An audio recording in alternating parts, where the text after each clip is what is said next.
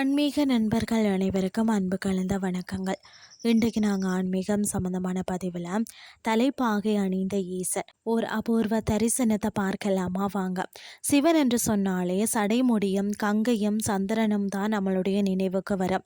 ஆனால் ஒரு மன்னனை போல கம்பீரமாக தலைப்பாகை அணிந்து காட்சியளிக்கும் சிவபெருமானை நீங்கள் தரிசித்திருக்கிறீங்களா? அதாவது புதுச்சேரிக்கு அருகில் உள்ள திருவாண்டார் கோயில், திருவடுக்கூர் அருள்மிகு பஞ்சசனதீஸ்வரர் திருக்கோயிலில் இந்த அதிசயத்தை காணலாம். ஏன் இந்த தலைப்பாகை அலங்காரம்னு சொல்லி பார்த்தீங்கன்னா, இந்த தலத்தின் மூலவர் சுயம்புலிங்கமாக எழுந்தருளியுள்ளார். இவரது திருமேனியில மெல்லிய வடுக்கள் தழும்புகள் காணப்படுகிறது.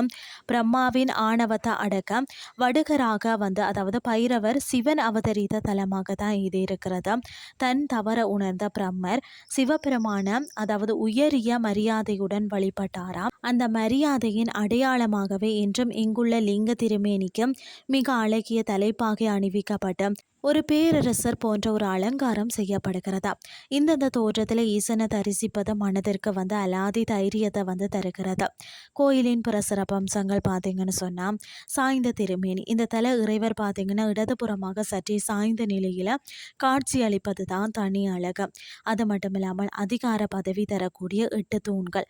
என்னென்னு சொல்லி பார்த்தீங்கன்னா, சுவாமி சந்நிதிக்கு முன்னுள்ள அர்த்த மண்டபத்தில் பார்த்தீங்கன்னா உள்ள 8 தூண்களுக்கு அருகே நாம் நின்று வேண்டிக் கொண்டாலே வேலை வாய்ப்பில் உயர்வும் ராஜயோகமும் கிட்டும் என்பது ஐதீகம்.